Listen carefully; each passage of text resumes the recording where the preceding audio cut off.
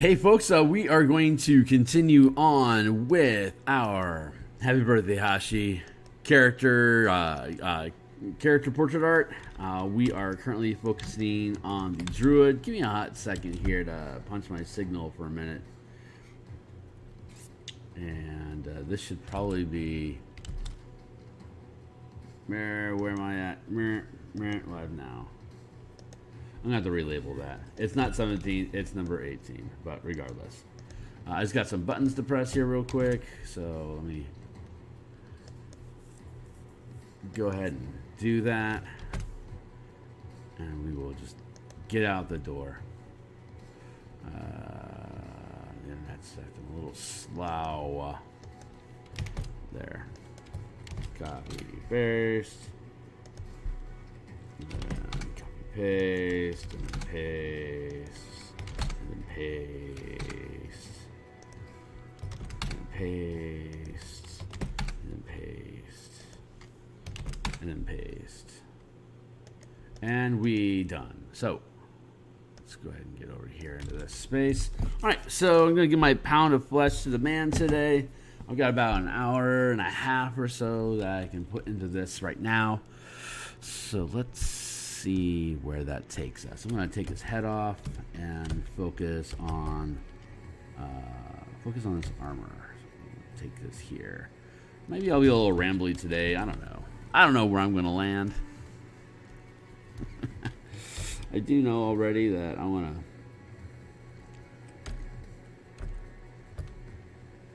curb this thing down.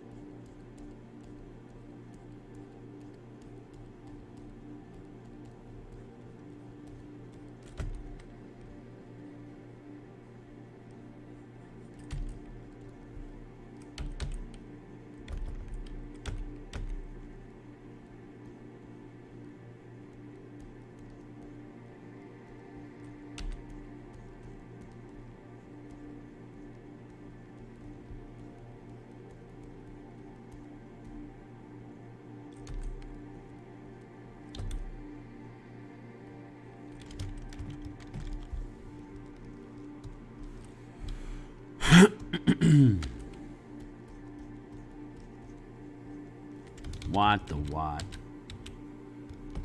No burst. There we go.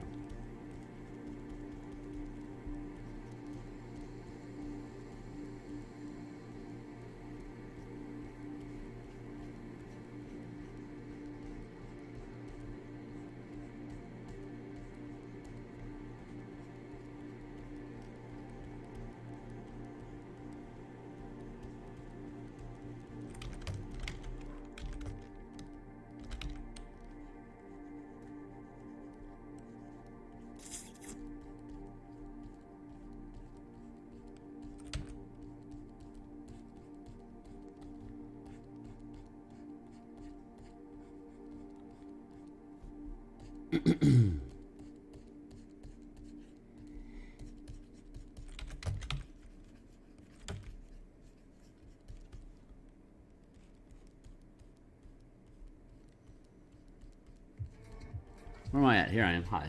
I'm going to drink some more coffee then.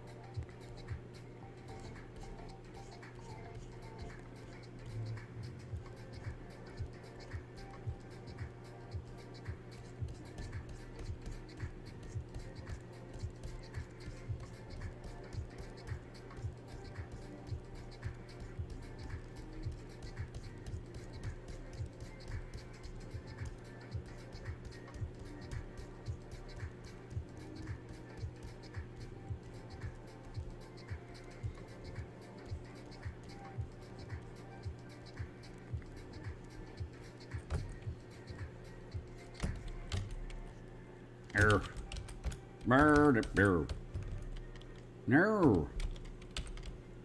Oh my god. Thank you. My buttons are out of control. Because it's the buttons' fault. Not mine, no. It's all buttons. They're conspiring against me. Button, button, button.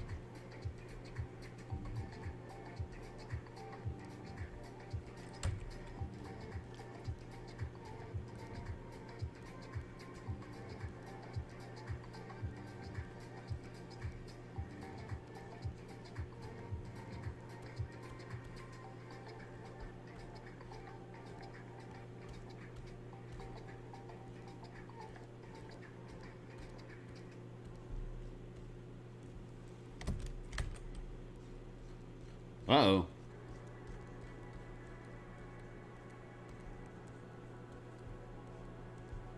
Yeah, I need to stop caring about the actual texture on the circle and get the shape right. I can always go through and repaint the wood.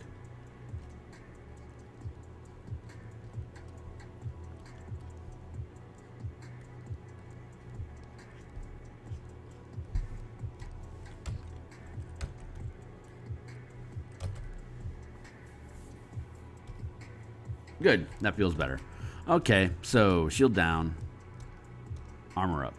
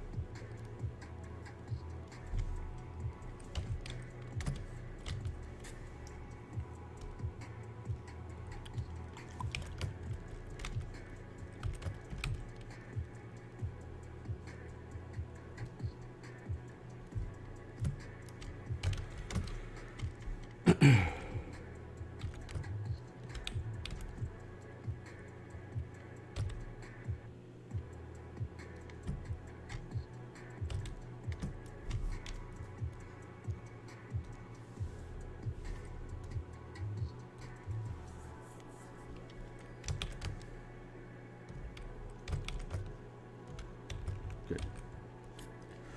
Let's stay here.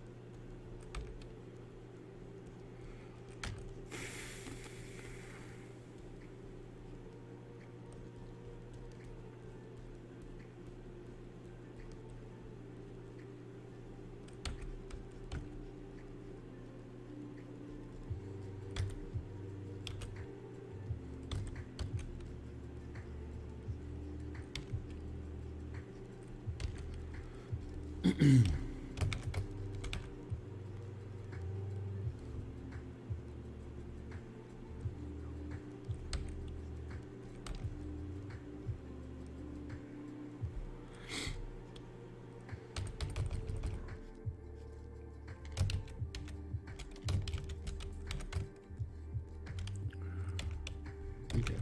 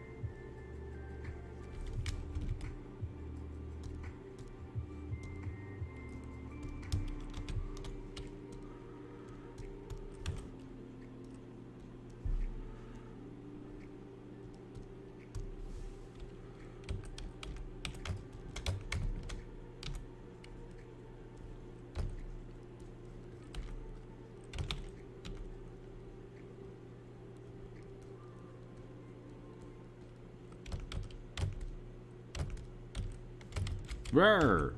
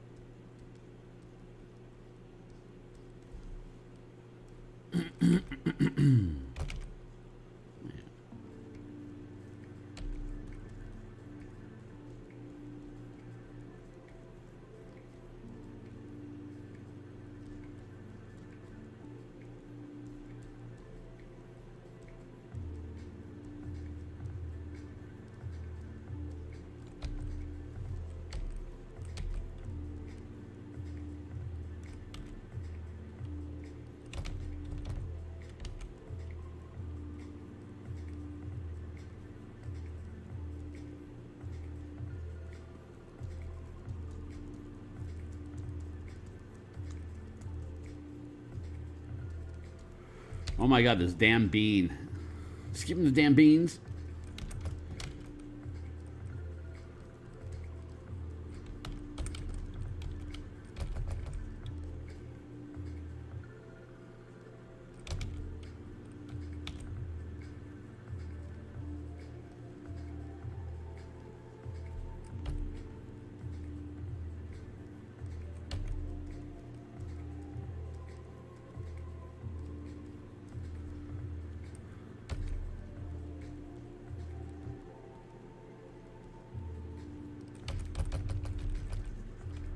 Let's just...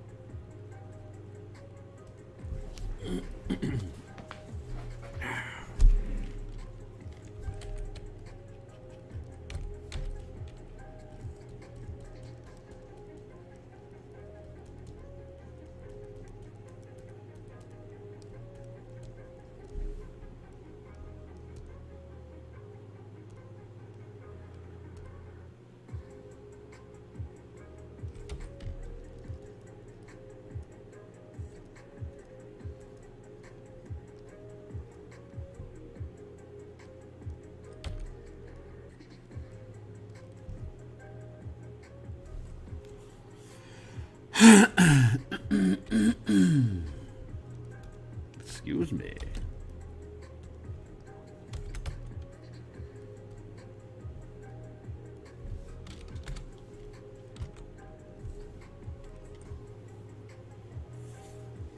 Noise.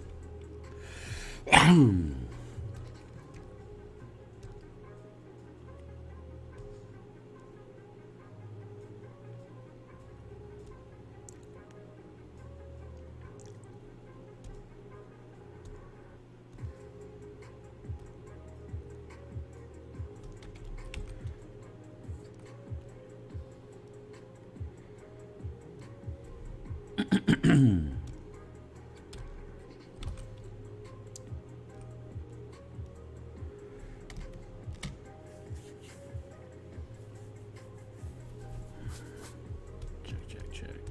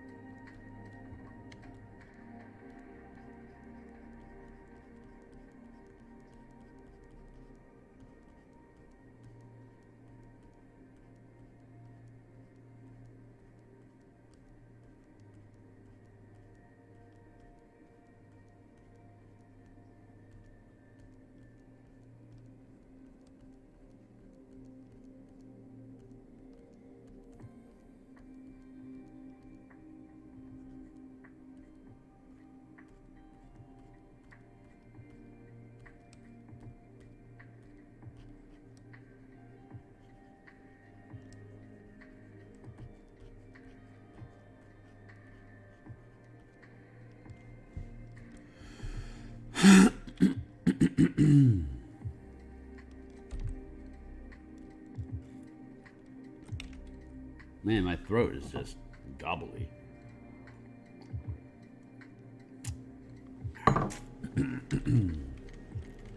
Better.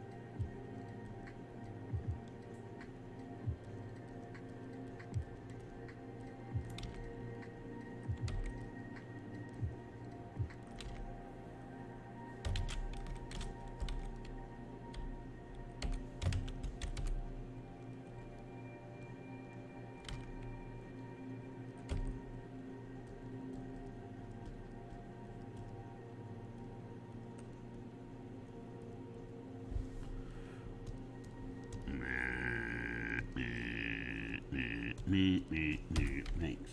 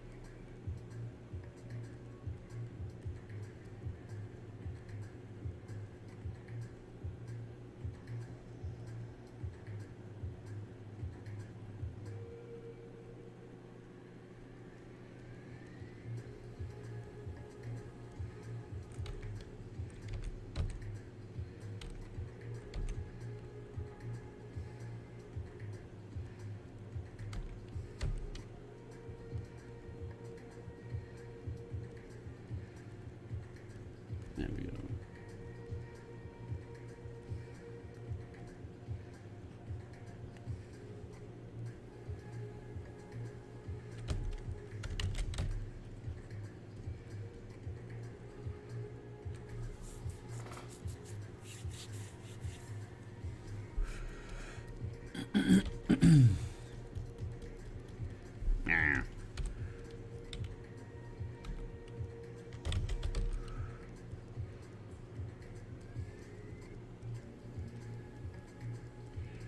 Where are my bots? Where are the bots? More bots, more bots. Bots, I invite you to come. Give me your links. Show me that you care.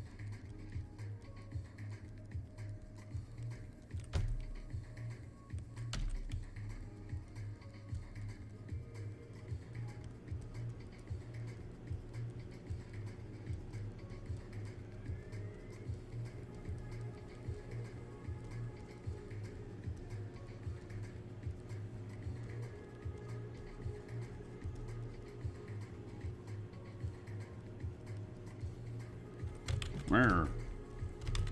Right here. Thank you.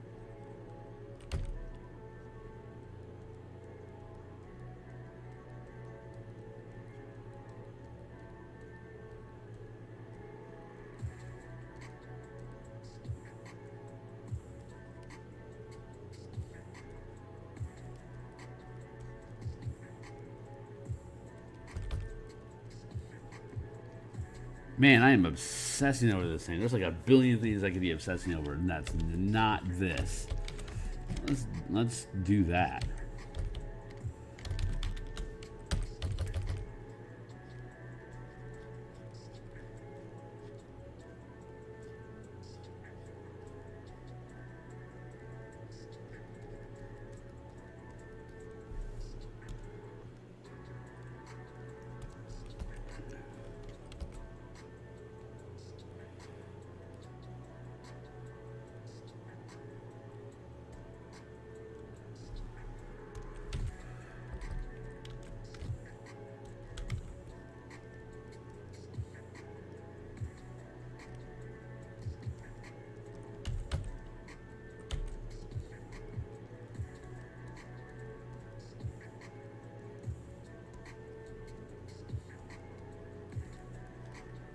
Hey, good morning. Oh, you're not bound to be here at any time you don't choose to be. So it's just hardly like you're late or nothing. It's I kind of show up at different times. Just consistently has been. I've been on for about an hour, but sometimes I'm only on for 20 minutes at this point. So it's not like you're doing anything wrong. Thank you for caring. It's very kind. I'm happy to have you here too. Thanks. What you got on your plate today, Eric?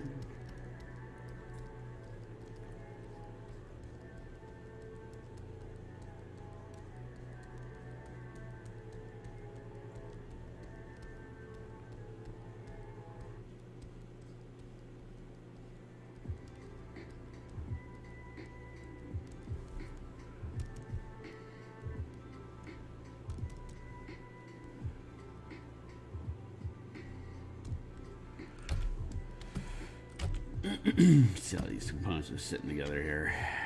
So far, so good.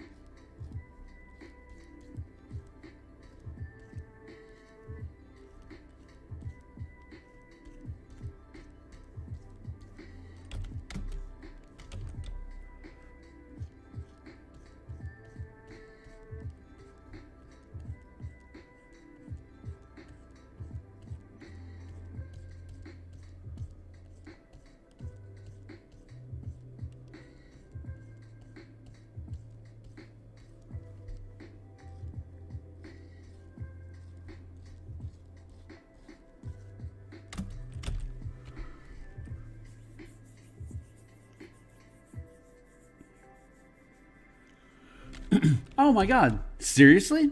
Thank you.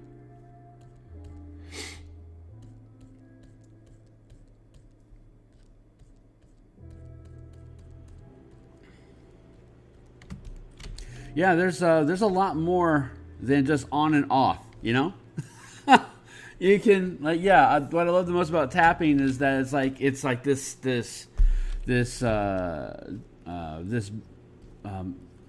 how to put it? Yeah, it's sustaining effects is more than just it's on and then it keeps going. Then it just keeps going. I don't know. It's hard. I keep trying to find language for it, but it's a lot more dynamic. It allows you to it manipulates the resource a lot more than just simply burning it. You know, like it's spent and it's gone. And then they had to include durations because it's like, well, we just can't have this thing last forever. It's just you just make it more of a skill challenge to use concentration. That's effectively what you're doing. You're making a skill challenge out of concentration. So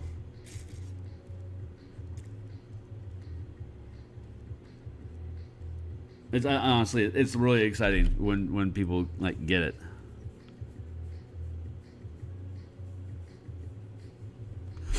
Cool. I'm glad you liked it. I've been using it for years at my table.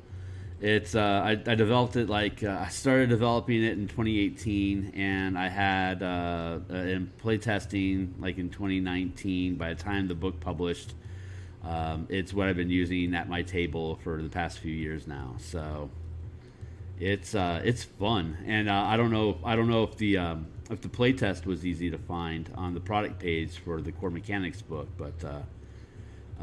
There's a YouTube channel and Discord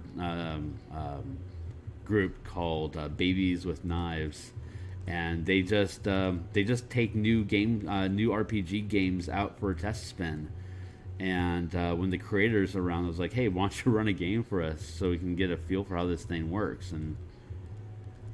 And that was a blast. The adventure that I ran on there was actually a randomly generated adventure that is part of a toolkit that I'm working that I've got slow cooking on the back end for Eberron, like for just random Eberron adventures, and that's the Eberron adventure that I've been doing artwork for is like the is a proof of concept of that random encounter system. So there's but the play test there and the campaign that my team is currently running at my own table. It's those are both random generated adventure campaign ideas that I'm going to look forward to having that content out for people to play with as well. But that's going to be a while because it's a big piece of machinery. But yeah, the tap on tap burn mechanics. I'm really excited about Elemental Key having been released because those mechanics are reliable for half casting and for like third casters like Eldritch Knight and Arcane Trickster or anything that's not a full caster.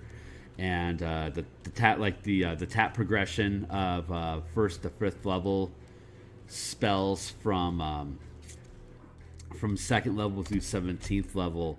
That is something I'm currently playtesting for our team's druid, so that you're able to, like a full caster would be able to untap, and it starts at second level for their first level spells, and by fifth level they'd be able to untap second level spells, etc., etc. Same curve that was demonstrated in the Elemental Key book for the monk, except that it never allows you to untap high magic of 6th level and above. High magic is much more powerful, quote unquote, and so it's a built-in limitation of the system that doesn't allow you to, like, you have a limited number of 6th level spells per day you can cast. It just naturally curves into, well, you can't untap mana that's spent on I call it high magic in the core mechanics books and universal spell points and spell point warlocks. Anything that's above 5th level is considered quote unquote high magic, so it has more restrictive rules because it's the player's handbook treats it differently. So that's an excuse for all of us to treat it differently when we're designing new ideas with it as well. But yeah, it's fun. It's super cool. And it really just pulls, it really pulls the Magic the Gathering flavor into the 5e game space, because the spell points, it just curves very gracefully into the MTG card design system. So I'm pretty proud of it.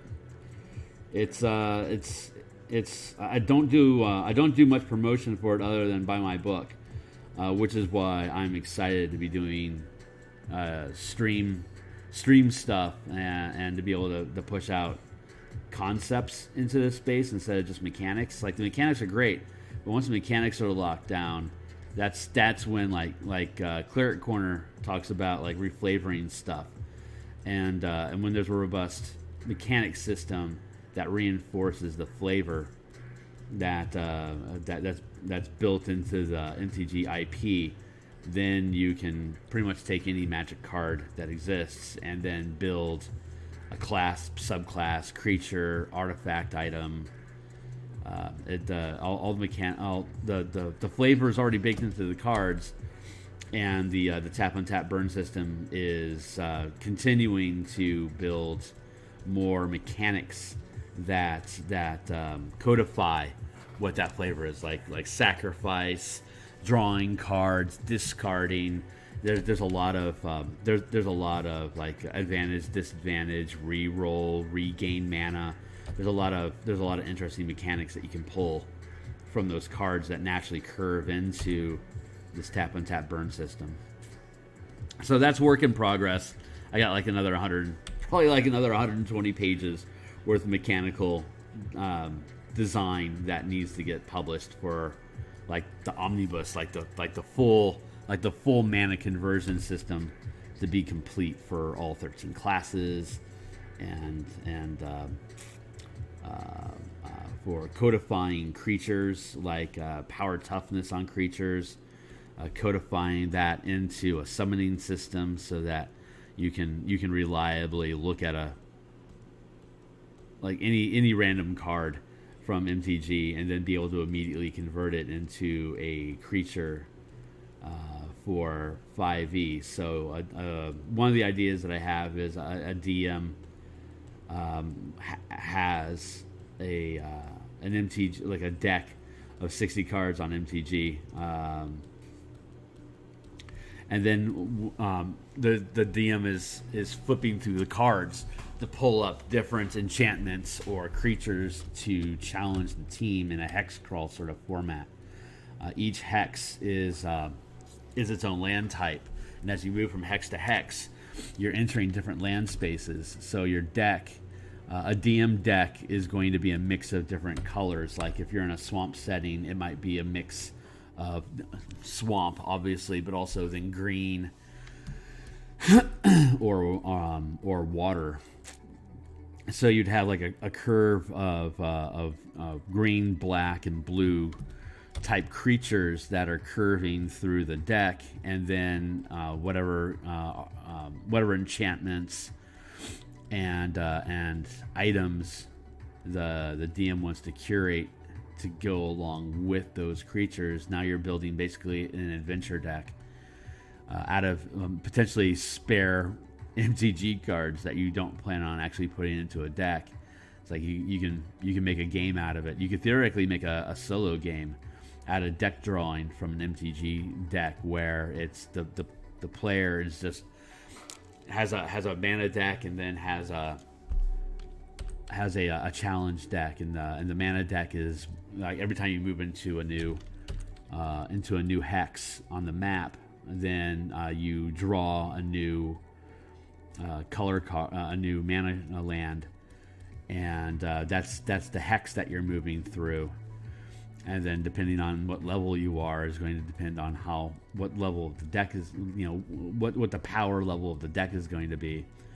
And you can just random through a hex crawl and by randomly drawing different things that crop up to deal with to be able to get through to the next hex.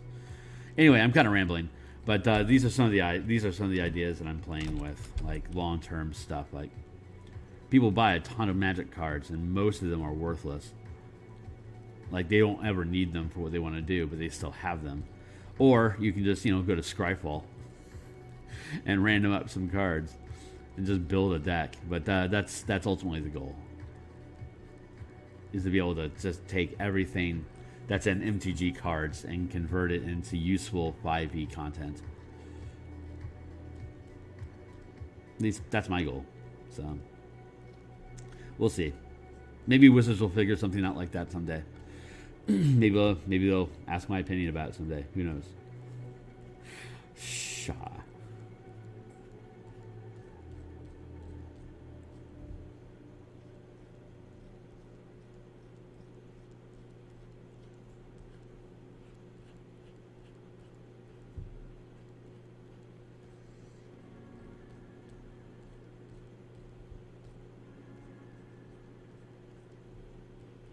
What time is it? 7 o'clock. Time to rock.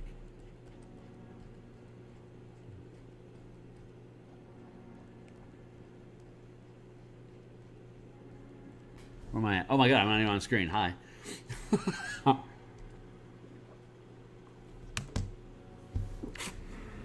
More coffee. BRB.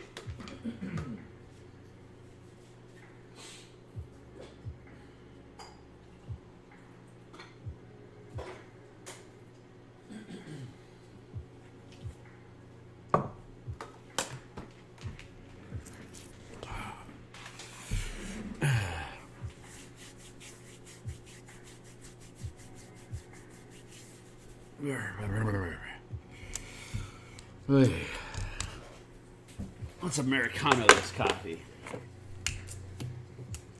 You know what? I'm looking forward to going back to work. I've had a really light schedule between Christmas and New Year, but I'm back on the clock officially at my day job. I work from home. It's a massive blessing. So by about 7:55, I log out of here, grab a new cup of coffee, and then just log into log into the admin systems for my day job, and do that. And then I can take a break at lunch and do some more. Like at lunch today, I'm going to do. I'm going to continue the walkthrough for Elemental Key. Like all the. I'm far enough into the book that we're basically looking at the last 3 pages of it, which has got alternate and optional mechanical options for class features for the monk. That either takes existing monk class features or introduces variants like Tasha's of alternate class features that can be taken that lean into the tap and sustain mechanics to really lean into the flavor of the mechanical design that I put forward there. So I mean, obviously, if you check out the book on DM's Guild, it's 100% preview. So I mean, you can see the full thing without actually having to buy it. And so you don't have to wait for the walkthrough to see what I got there. But the walkthrough is obviously going to tell you, here's my thought process that went behind how this thing happened, why it's there. And I just love the monk as a half casting identity. Like the Kinsei is going to be so cool, and the Shadow Monk is going to be so cool when I build those. And the chassis, the chassis of the books is already like it's a lot of it's just cut and paste. Like like almost the entire back page, back half. Like once you get to the tap on tap burn mechanics and back, like that, all I have to do is change the pictures so that instead of it being an elemental monk, it's Shadow or Long Death or Kinsei or Drunken Master or whatever class I'm going with. But the front pages swap out because you wouldn't be using Elemental Key with a Shadow Monk. You would be using Shadow Key. But most of those books don't need their own mana, don't need their own magic paradigm. Most of those, almost all the other classes, other than 5 elements, all fit inside of the magic color paradigm specifically. Like Shadow Monk is going to be like black and blue. Like most of it's no brainer. It's just that the the way of the 5 elements was such an easy grab. As like people like elemental magic. It's a trope that people enjoy, so it can work using tap on tap burn mechanics just as easily as color mana can. So that's where I started, just to be able to have another just to get another notch on my belt about here's another magic paradigm that I've created that have robust mechanics that really lean into the flavor of what you're trying to jive from the way of the 4 elements.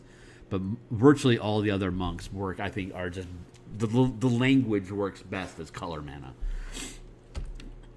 Like Long Death being a white black, or maybe white black green. I'm still assessing their color pools, but like Kinsei being white red, or white red blue makes a lot of sense. Drunken Master being red green makes a lot of sense. So I get to build out a different spell list for each subclass. So every monk is like its own specialized half-casting martial class, and they all have the same basic chassis and kit. Like they can all do whirlwind and stuff like that. But it's the spells that they can cast and the class features that go along with it as subclass options for the kind of key that they use is where you get to really differentiate between what kind of monks they are. And then I can go back through, and once I actually have all the official monks built, then I'll have enough of a proof of concept that I can continue duplicating that format and do specific couture design for like I could do Mirrodin stuff, or I could do Kaldheim type builds, and they all work off that monk chassis as couture half casters. If you don't want to use a ranger, or if you don't want to use a paladin, you can use the monk chassis to build out all sorts of cool stuff. Anyway, ramble. Yeah, right on.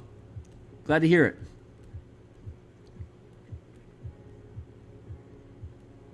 I've talked about it before, but honestly, offering products to be free to read, like in a bookstore, so you know what you're getting before you buy it, it's just such a no-brainer. Like, if you're afraid people are gonna steal, like, people don't post my stuff on steal sites. You know, I'm not very popular, but I like to think that the reason my stuff doesn't get pirated is because I give it all away. Like, Reddit loves free stuff. And I do too. Like, I love being able to pick up a book. Like Maze Rats is an RPG that's on DTRPG, Drive Through RPG. Maze Rats. It's a 2D6 system, and I swear I bought it 3 times because sometimes I can't find it, and it's like $3. And it's like, I would rather just buy it again than have to spend an hour looking for it. Like money cost analysis is a big thing to me. Like, if I have to spend time trying to find this stupid thing, I'd rather just pay for it again and just have it immediately. But like, Maze Rats has all these really great random tables for magical effects and environmental effects that I still use in my game. And I've used it for years. It's just great random tables, but it's like $3. It's like ridiculously cheap. So I just keep buying it. But Ben is a great guy. So anyway, I am super rambles.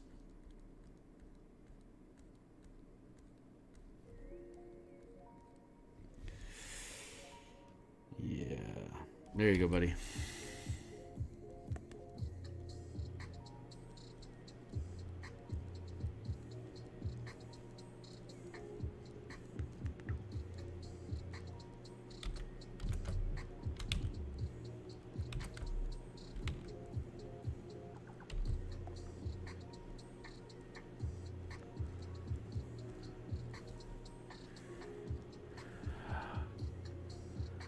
Yeah, exactly. Questing Beast. Ben, I don't know Ben's last name, but yeah, I watch his stuff like all the time. His thought processes, and I mean, I started with the box set, with the red box set back in I want to say 1987. I picked up first edition and the box sets.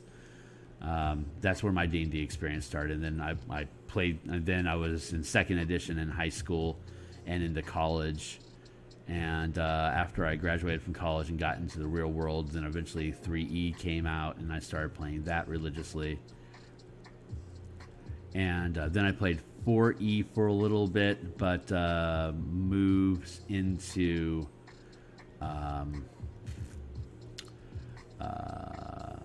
Numenera is the system that I was playing for a couple years instead of 4E.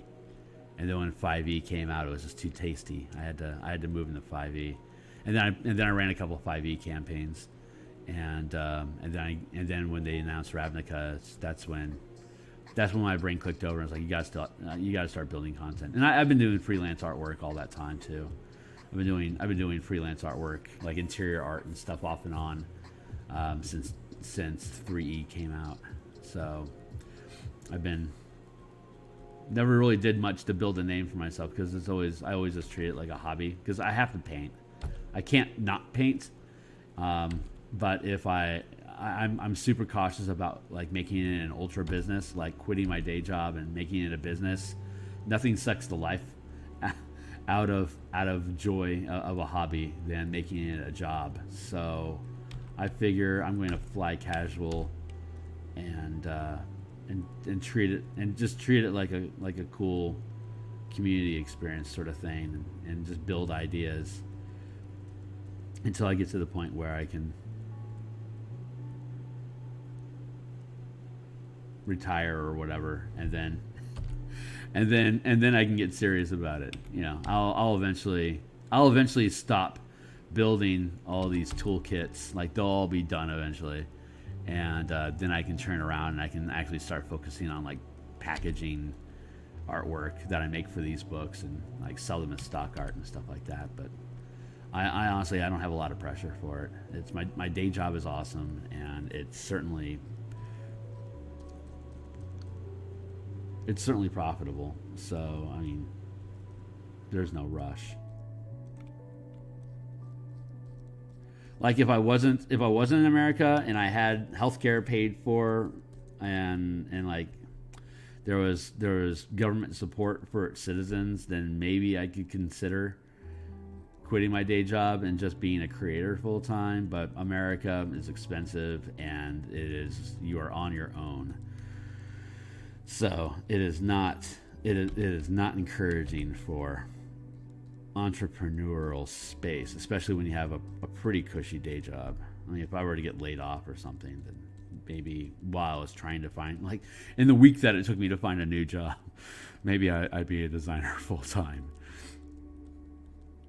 But I work in marketing and sales, and there is never a shortage of offers for people that can directly generate income for a business.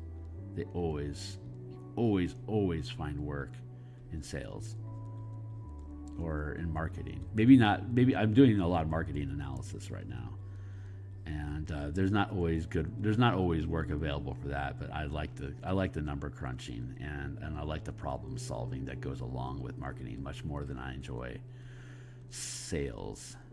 Like sales is the same action. It's an action loop. It's find new client, sell new client stuff, keep client, lose client, find new client, keep client.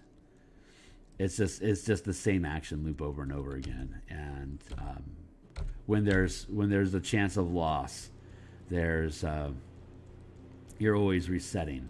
And when you're in marketing, when you're in marketing as opposed to sales, there is a continuing, there's a perpetual improvement that your company grows through as you implement new strategies and you expand what the business's portfolio is. You're ascending. You'll have setbacks, but it's not the same as we're tired. You know, we want to try a new agency for a while for no reason other than we're just looking for efficiencies. So goodbye. It's like there's marketing is more about establishing a relationship with the community and businesses as an audience than it is about making a sales pitch. So it's a different gear.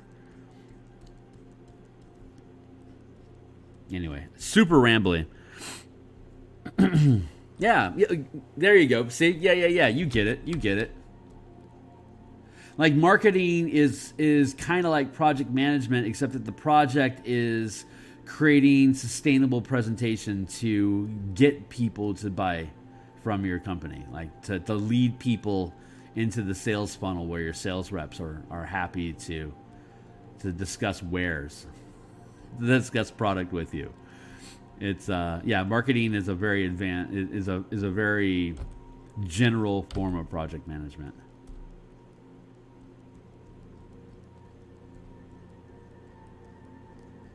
I don't know. That could be contested, I guess. That's the analogy I think that's been clicking for me lately.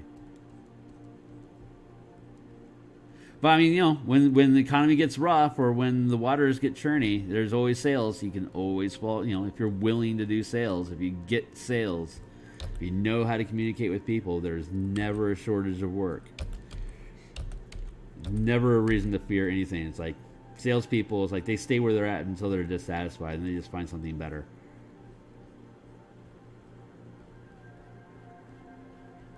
So there's a lot of like core assurance that like you're a hunter, you can always hunt.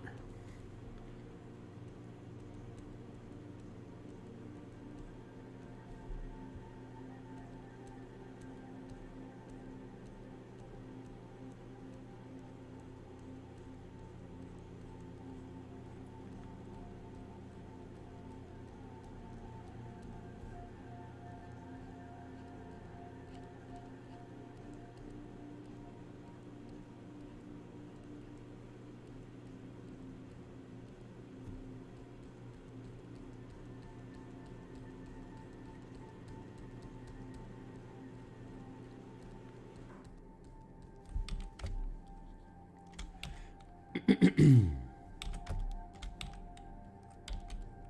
am I doing time-wise? It is 7:20. Oh my god, so much time. I've been messing around with the snake because I just wanted to make sure its bulk was off. I needed to make sure that it was consistently bulky and tapering properly. It's still not 100% there, but I'm a lot happier with it now than when we started.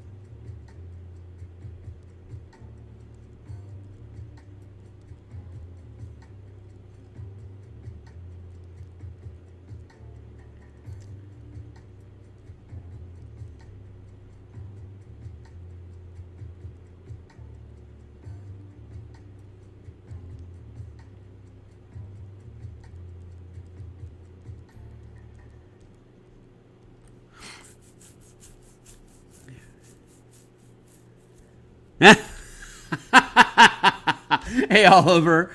Man, that CR3 snake is no freaking joke. And like refresh at will as an action? Get out of here. That is such a ridiculous magic item. Holy crap. Like that item really sets the curve on what you can do with summons. It's sick. It is just dirty sick.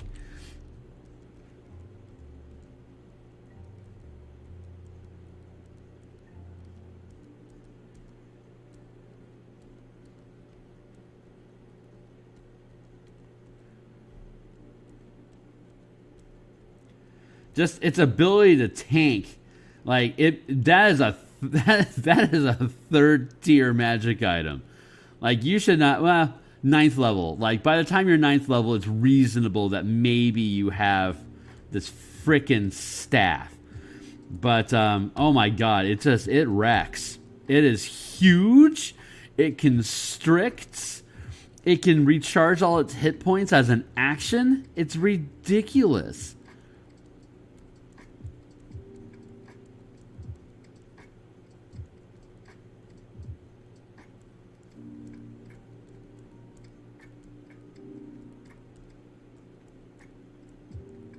Like talk about an item that defines your character. This snake staff is just sick.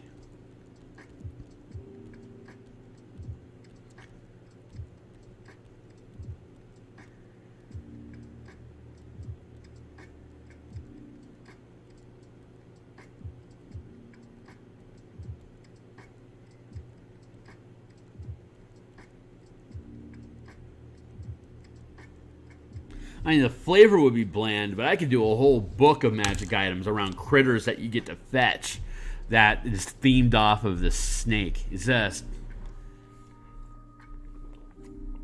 You think that's okay for your game? Here, have a rhinoceros. You know, whatever.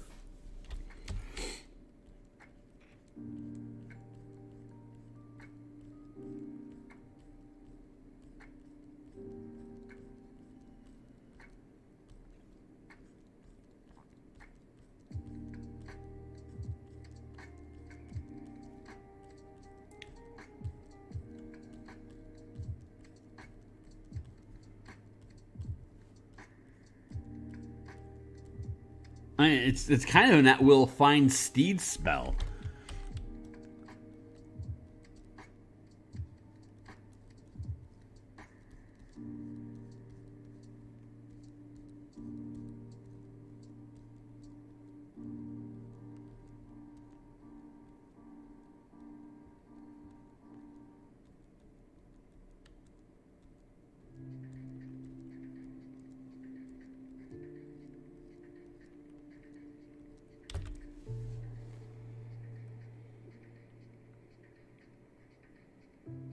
Yeah, that feels better. I mean, obviously the hair's not done, but the whole thing's not done. Kearney, let's don't kid yourself. But yeah, I'm liking how this is coming along.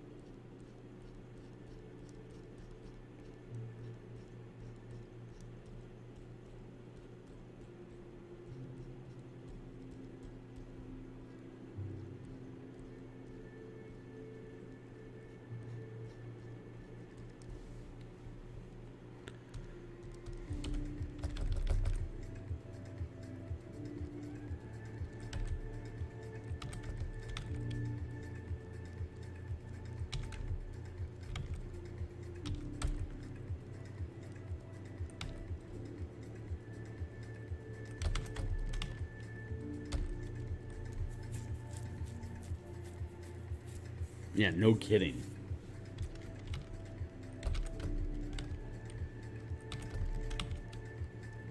Dat action economy, get out.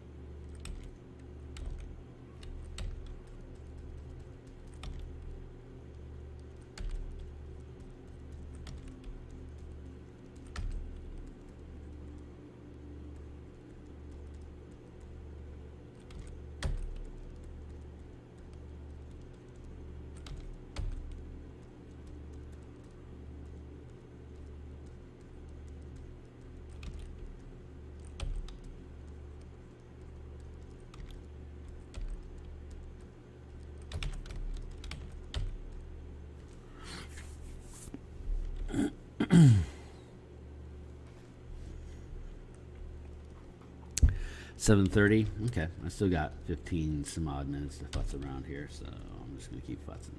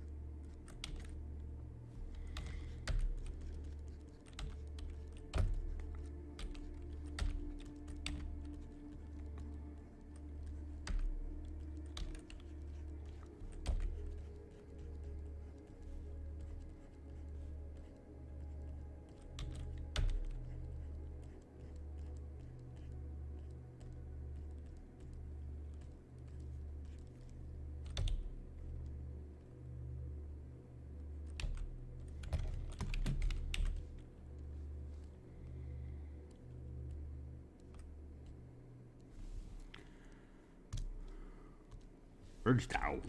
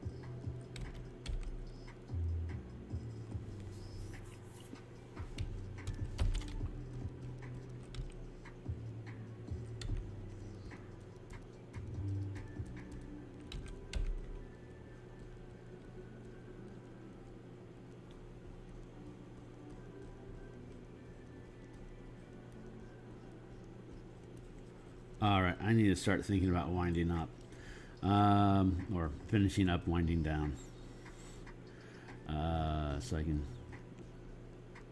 pay my dues for the day to the man. I will be back this evening as typical for my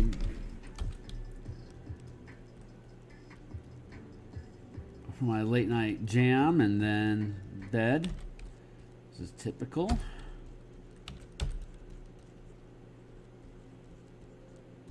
I've got adventure design with Andy tonight off stream. And once this piece is finished, I will resume Monday. I'll resume my morning streams for the adventure assets design, and evenings will be color mechanic design.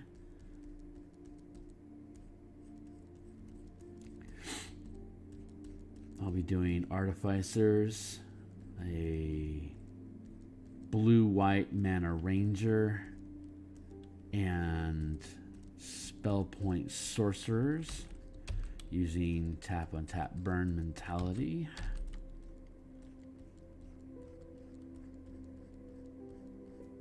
As well as monk subclass redesigns. Probably in that order. Actually, I think Rangers first, because Cleric Corner was enthusiastic about me running with his clairsentience idea for a Ranger. So I'm going to build that first, and then I think after that I'm going to build the Sorcerer, because I've been slow cooking short rest mechanics with long rest sorcery points for the Sorcerer, and then changing how they utilize their flexible casting feature to make more sense with that paradigm. And I'm excited about that. And then once that's done, I believe I'm going to be doing the same for the Artificer that I did for the Spellpoint Warlock, and then putting that out as a pay what you want, a separate piece. And then monk. Since the monk chassis is already done, like I said, it's real easy for me just to build out all the other subclass features, except for Kinsei, Drunken Master, and Open Hand are going to require a lot of additional work, because they're going to have a martial powers pool, a pool of martial powers instead of actual spell casting, to lean into the martial Gish flavor of what those subclasses are. But I'm probably not going to start with those. I think I'm going to start with the Shadow Monk, because that is by far the coolest, and it's the most similar to the way of the four elements in structure. So it'll be that will be a good natural next step from the four elements to go into Shadow. And then and after I do Shadow, I'll probably do Kinsei, like the martial mana monks of Kinsei, Drunken Master, and Open Hand. And once those are done, I'll probably go Ascended Dragon, but maybe I'll do Long Death and Mercy instead. Not 100% on the order of those things, but those are the things I have on my plate. And those will be my late night design jams that will replace the artwork category. Oh yeah, excellent. Yeah, they're very cool.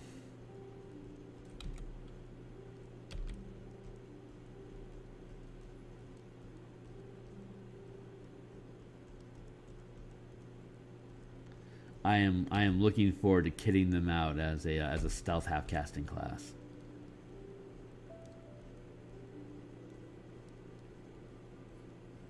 That is just too rich.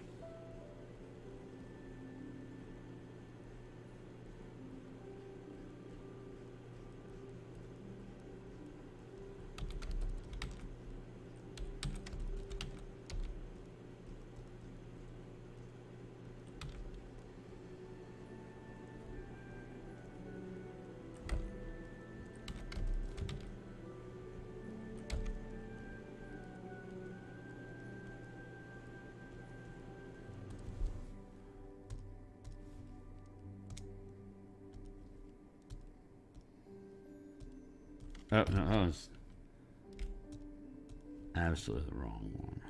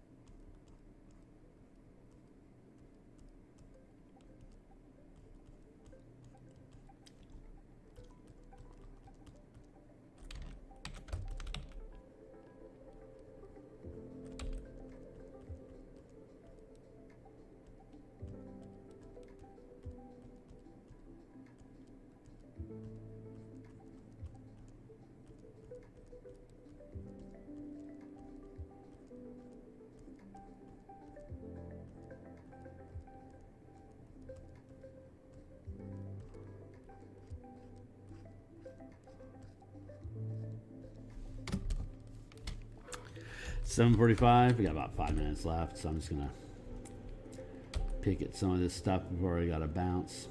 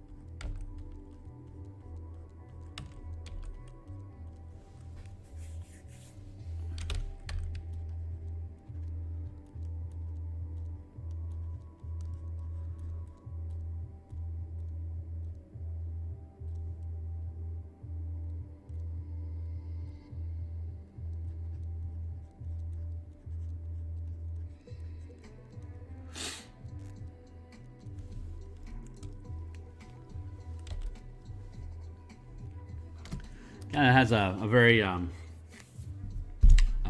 like a Sohi wicker armor feeling to it. Like I can come through here and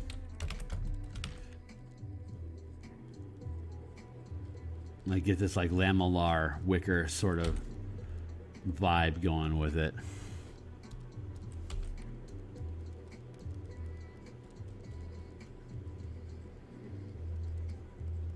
You know?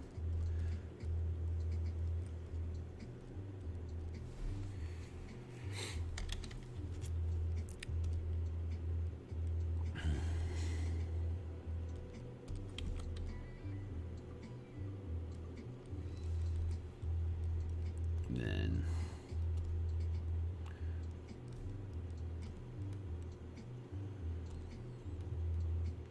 so when what I'll need to do, well, I'll need to do like here.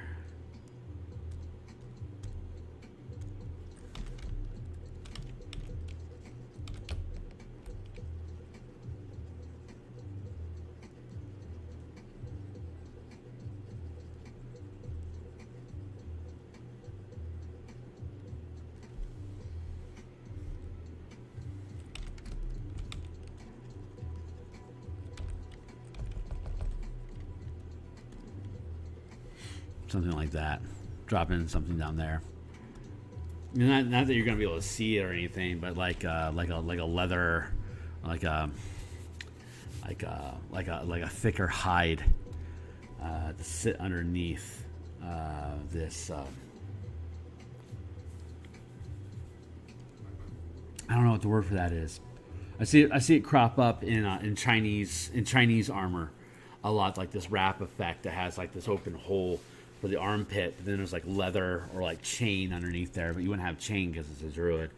So like so it'll be like a stacked leather effect, and then you have like this bodice. It's almost like a hardened leather bodice that sits over it. Then you have all your utility and your weapons over that, which would be where all these patches and stuff are coming from. Anyway, so yep, it's 750 something. So I'm gonna go ahead and cut out here. Let me pull all those assets back into position here. And I'm going to have to work on that hair because it's pissing me off right now. But if we get rid of the hair altogether, you can see this guy's head is a little bit bigger than his gnome companion, but he's much shorter. So thinking his head needs to be about like this. Where it's actually going to sit, and I can build out this arm here, get the chest curving in here, so I can have the like his pecs. So you can already see like his pecs sort of kind of being built out here, and then here. So I got a little bit of work to do. Like I got some structural work I need to do to clean this guy up, but I think it's going to. I think it'll like if I get some draping going on here and then here, I think it's going to look really cool. So anyway, that's where we're at the moment, and work in progress. I'm expecting this structural build to be about as solid as the Artificer. I reckon, what is this, Monday? By Thursday, all the structure is going to be resolved, and then I'll probably have a good chunk of time on Thursday, and then some Friday, and then a shitload. No, I got a play test on Saturday, but I should be able to pull out Saturday, Sunday, and then have it. I reckon it'll be finished by Monday, and then if there's any nitpicks that y'all need, then I can address those before Friday. So, and I believe Friday is the 15th. No, Saturday is the 15th. So if I can have this thing done by Thursday the 13th, then that'll give you guys time to print it out at a print shop or whatever it is that you need to do. So hopefully that works in your time scale. But this has been a blast. So I'm going to go ahead and sign out for now. Give my pound of flesh to the man. I'm going to be back at lunch to do another design development walkthrough for Tap on Tap Burn elemental key, looking at some of the class features, alternate class features that are available to the monk for doing tap mechanics. And so that's, and then I'll be back on later on tonight to do more of this as well. So anyway, I'll catch you all later, and thanks for being here.